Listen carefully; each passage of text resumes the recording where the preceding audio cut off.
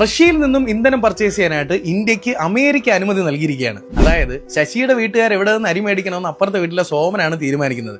ഇതിൽ ശശിക്ക് ഒരു പ്രശ്നമില്ല, പക്ഷെ മക്കൾക്ക് ചെറിയ സംശയമൊക്കെ തോന്നി തുടങ്ങിയിട്ടുണ്ട്. എനിവേ, ഇത് അവിടെ നിൽക്കട്ടെ. ഇന്ന് ഇതുപോലെ പല രാജ്യങ്ങളെയും പേടിപ്പിച്ചനുസരിപ്പിക്കുന്ന ഇതേ അമേരിക്ക പണ്ട് ഇന്ത്യയിലെ ഒരു സംസ്ഥാനത്തെ നിരീക്ഷിക്കാനും അവിടുത്തെ ഭരണത്തെ അട്ടിമറിക്കാനുമുള്ള ശ്രമം നടത്തിയ കഥ നിങ്ങൾ എത്ര പേര് കേട്ടിട്ടുണ്ട്? പറഞ്ഞു വരുന്നത് മഹാരാഷ്ട്രയുടെയോ മധ്യപ്രദേശിന്റെയോ ഊപ്പിയുടെ കഥയൊന്നുമല്ല, നമ്മുടെ സ്വന്തം കേരളത്തിന്റെ കഥയാണപ്പാ. രണ്ടാം ലോക മഹായുദ്ധത്തിന് ശേഷം അമേരിക്കയും സോവിയറ്റ് യൂണിയനും തമ്മിൽ ശീതയുദ്ധത്തിൽ ഏർപ്പെട്ടിരിക്കുന്ന സമയം 1957 വാഷിംഗ്ടണിൽ ഇരുന്ന അമേരിക്കൻ ഭരണകർത്താക്കളെ തേടി ഒരു വാർത്ത എത്തി. ഇന്ത്യയിലെ ഒരു സംസ്ഥാനത്ത് ഒരു കമ്മ്യൂണിസ്റ്റ് ഗവൺമെന്റ് തെരഞ്ഞെടുപ്പിലൂടെ ഭരണത്തിലേക്ക് എത്തിയിരിക്കുന്നു. ഈ വാർത്ത അക്ഷരാർത്ഥത്തിൽ അമേരിക്കൻ ഗവൺമെന്റിനെ ഞെട്ടിക്കുന്നതായിരുന്നു. കാരണം ഏഷ്യയിൽ ഓൾറെഡി ഒരു വലിയ കമ്മ്യൂണിസ്റ്റ് ഗവൺമെന്റ് ഉണ്ട്, ചൈനയിൽ. ഇന്ത്യയിൽ ഒരു സംസ്ഥാനത്ത് ഇതുപോലെ കമ്മ്യൂണിസ്റ്റ് ഗവൺമെന്റ് വരികയും അവർ പിന്നീട് പടർന്നു പന്തലിക്കുകയും ചെയ്താൽ ഏഷ്യ ഒരു വലിയ കമ്മ്യൂണിസ്റ്റ് ശക്തിയാവുകയും അവർ സോവിയറ്റ് യൂണിയനെ സപ്പോർട്ട് ചെയ്യുമെന്നും അമേരിക്ക ഭയന്നു. അത് തടയുന്നതിലേക്കായി അമേരിക്ക തങ്ങളുടെ ചാര സംഘടനയായ CIA കേരളത്തിലേക്ക് അയച്ചു. അവരിവിടെ വന്നപ്പോൾ കമ്മ്യൂണിസ്റ്റ് ഗവൺമെന്റ് ചെയ്യുന്ന രണ്ട് വലിയ പരിപാടികളെ കുറിച്ച് അവർ കേട്ടു. ഒന്നാമത്തേത് കാർഷിക പരിഷ്കരണ ബില്ലായിരുന്നു, കർഷകർ കൊയ്യുന്ന വയല് കർഷകരുടെ സ്വന്തമാക്കുന്ന പരിപാടി. രണ്ടാമത്തേത് എഡ്യൂക്കേഷൻ ബില്ലായിരുന്നു, എല്ലാവർക്കും ഒരുപോലെ വിദ്യാഭ്യാസം ഉറപ്പാക്കുന്ന നയം. ഇത് രണ്ടും തകർക്കുക എന്നുള്ളതായിരുന്നു അവരുടെ പ്രൈം മോട്ടീവ്. ഈ ഒരു ലക്ഷ്യം അവർക്ക് മാത്രമല്ല ഉണ്ടായിരുന്നത്, അന്നത്തെ ഇവിടുത്തെ പ്രതിപക്ഷവും കത്തോലിക്ക സഭയും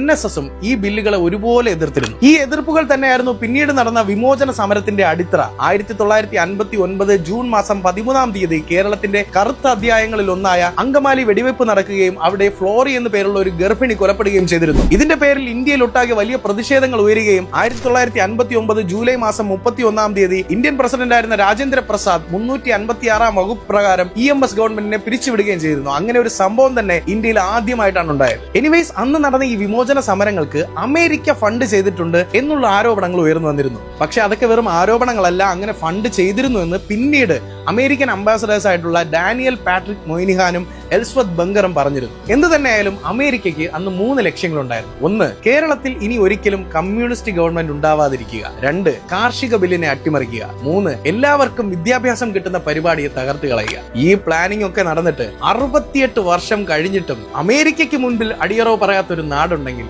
അതാണ് നമ്മുടെ കേരളം. ഈ കഥ നിങ്ങളിൽ ഒരുപാട് പേര് കേട്ടിട്ടുണ്ടാവും, പക്ഷെ ഇത് കേൾക്കാത്ത ആൾക്കാരുമുണ്ട്. നിങ്ങൾ കേൾക്കാത്ത വിധം നിങ്ങളുടെ കാതുകളെ ഇവിടെയുള്ള പലരും ചേർന്ന് അടച്ചു മൂടിയിരിക്കുകയാണ്. ഇങ്ങനെ നിങ്ങൾ കേൾക്കാത്ത കേരളത്തിന്റെ യഥാർത്ഥ കഥകളെ തേടിയുള്ള ഒരു യാത്ര ഞങ്ങൾ കുറച്ച് സുഹൃത്തുക്കൾ ചേർന്ന് നാളെ ആരംഭിക്കുകയാണ്. നാളെ തിരുവനന്തപുരം പാളയത്ത് നിന്നുമാണ് ഈ യാത്ര ആരംഭിക്കുന്നത്. താല്പര്യമുള്ള എല്ലാവർക്കും ഈ യാത്രയിൽ പങ്കുചേരാം. എനിക്ക് ഇൻസ്റ്റാഗ്രാമിൽ ഒന്ന് DM ചെയ്താൽ മതി. നമുക്ക് ഒരുമിച്ച് കേരളത്തിന്റെ യഥാർത്ഥ കഥയെ മറ്റുള്ളവർക്ക് കാണിച്ചു കൊടുക്കാം. This journey is actually meant to proclaim that the real story of Kerala is pretty different from the bullshits showing in that fucking cinema.